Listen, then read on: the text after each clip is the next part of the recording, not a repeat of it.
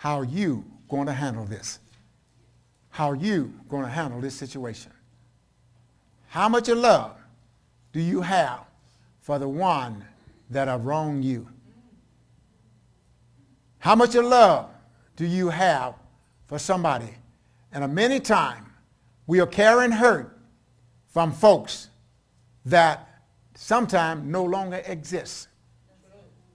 We're carrying hurt for things that folks did to us when we was a child. How long will you carry that? Where and when will you forgive them? When will you cut the cord? For as long as you have the cord on, you are attached to them. You are attached to them. That's what the Romans did when a person did a homicide that was illegal. They would take the body of that person and tie it to that person, and they had to carry that person while they would rot and petrify. That smell, the stench, they was tired, they couldn't get it loose. And they, every day, night, they had to sleep with it, eat with it, everything, to remind them what they did, until that person was totally to a skeleton where he didn't smell anymore. Then they would cut him loose, and to cut the person loose from that body that they destroyed was to say, we are now separating you from what you did. And that was called forgiveness. And so as long as he was tied to that person, it was a reminder of what he did to that person. And as long as you hold something against somebody, you're still tied to them. You're still tied to them. And all of the trouble and all of the frustration and everything that happened, you still remember it because you're still tied to them. Now, when you cut the cord, that is forgiveness. And so they drop away, and you don't have to go back and pick the cord up. You don't have to go back to pick it up. You don't have to be reminded when you're eating that the stench is still there. It may be there for a few days, but after a while, you'll learn to distance yourself from that. And so what God is saying, and what Paul said to Philemon here, I'm going to leave it to you. He belonged to you. He wronged you, but now he is right.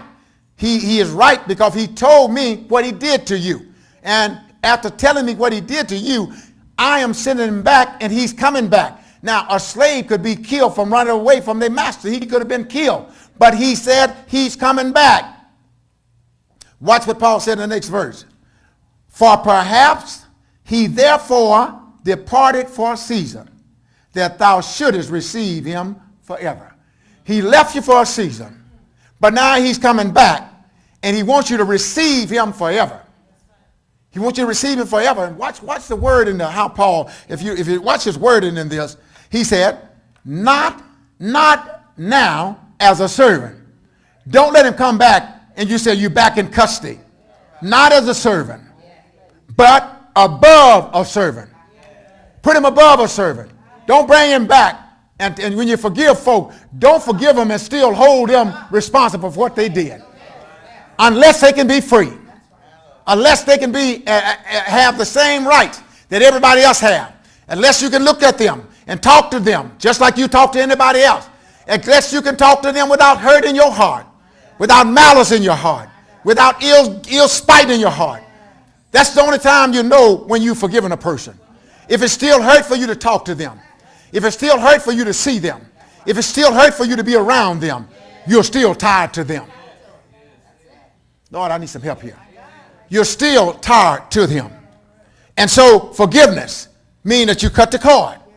And when you have forgiven a person, you can work with them and don't feel bad. They can come around you and it don't hurt anymore. They can look at you and it don't hurt anymore. If you say, I've forgiven them, but I can't stand them, you haven't forgiven them. You're still tied to them. And a lot of time, it is the unforgiveness. Unforgiveness, and you said they are unforgiven Christians. There's no such thing. It's not. There's no such thing, and I'll be talking about that on Sunday. There's no such thing as an unforgiven Christian. Do you understand that? There's no such thing as that. That is an octave moron. You can't be right and wrong at the same time. Either you're right or you're wrong. If you're a Christian, you forgive. If you're not a Christian, you don't forgive. Just like saying this is pure imitation vanilla flavor. If it's imitation, it's not real. Okay, y'all don't want to talk to me at all. So we can't have Christians that say they are Christian, but they can't forgive. Either you forgive or you don't. Either you're saved or you're not saved. There's no such thing as almost saved, half saved, near about saved. You're either saved or you're not. So we brought a lot of things into the church that shouldn't be in the church. We say, I forgive them, but I don't have nothing else to do with them. You haven't forgiven them. You haven't forgiven them. You haven't cut the cord. So Paul said, bring him back, but don't bring him back as a slave. Thank you, Jesus. Don't bring him back as a slave. Look at that. Notice what he said. Not as a servant, but above a servant. Bring him back as a brother. Not only a brother, but a beloved brother. Especially, listen to what he said. Especially to me. But how much more unto thee, but in the flesh and in the Lord. He said, listen, you owe me. You owe me. I put my life on the line for you, Philema. When I got you saved, and the way they was ostracizing people, they couldn't have churches built, so he had to have church in the house. I got you saved. You owe me. You owe me because I stepped in. I'm in prison because I got you saved. I'm in prison now under house arrest because I got you saved. But I love you. That's what he started out with. I love you. I pray for you every day. I think about you every day. You owe me. You could have been in prison instead of me. But I'm in prison. And you owe me. Now watch what he says here. If thou count me therefore a partner, receive him as myself. If you count me as a partner, if you count me as a partner, then receive him just like you received me. Then watch this here. This is what I like here. My God, watch what Paul said. He said, I have written. He said, if he have wronged thee or owe thee anything, put it on my account. If he owe you anything, put it on my account. Charge me for it, but don't charge him. My God, you know, that's some good writing. That's a good writing. You know, somebody say I need a letter of recommendation. Well, that's a good letter of recommendation. If he did anything, if he owe you anything, don't charge him. Don't tell him, say, I forgive you, but you're going to have to work out what you owe me. You're going to have to work for me until you pay it back. If he owe you anything, don't charge him.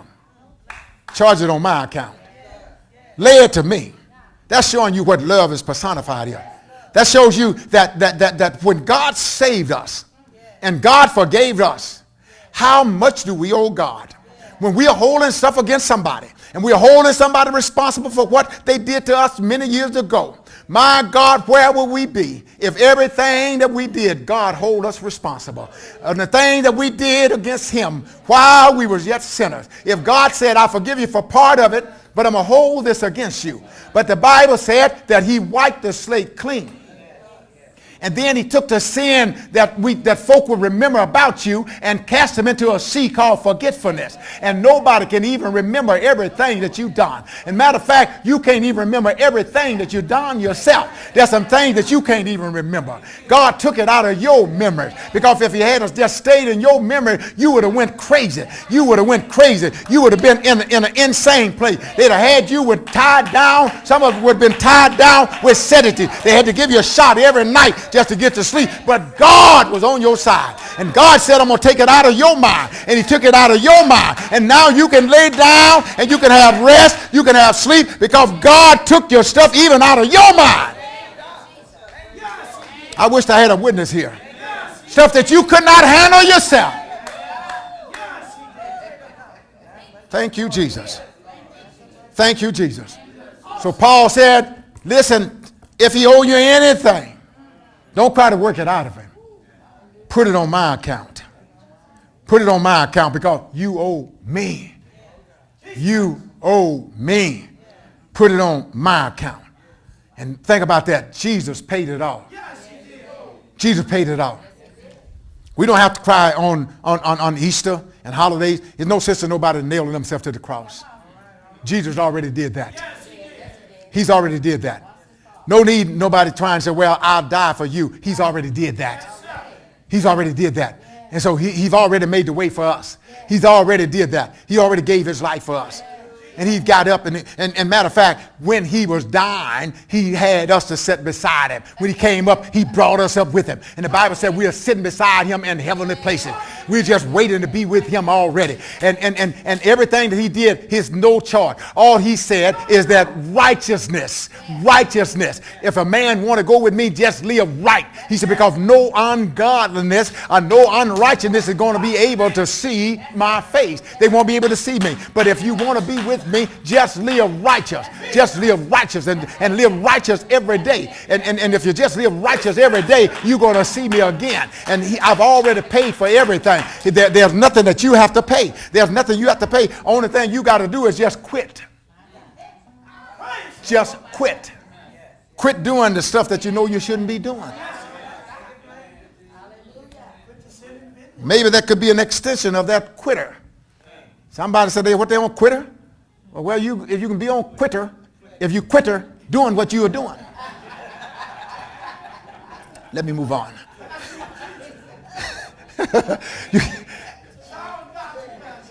Now, some of the other folks don't know, but how many of y'all know about Qwitter? That's what they call it that? Yeah, Qwitter. So if you just quitter what you're doing, I'm adding a little to it, that'll put you on Qwitter. Quit lying. Quit your... let's move on.